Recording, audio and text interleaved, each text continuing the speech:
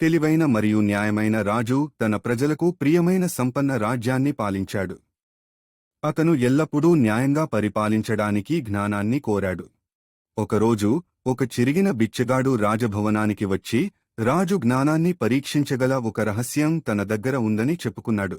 ఆ బిచ్చగాడు ఒకేలా కనిపించే 2 రత్నాలను కానుకగా ఇచ్చి, ఒకటి అమూల్యమైనది, మరొకటి విలువలేనిది అని చెప్పి నిజమైన రత్నాన్ని ఎంచుకోమని రాజును సవాలు చేశాడు.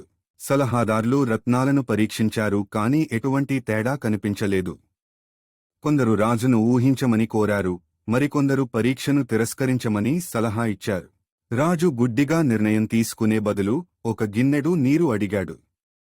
అతను 2 రత్నాలను అందులో వేశాడు. ఒకటి తేలగా, మరొకటి మునిగిపోయింది.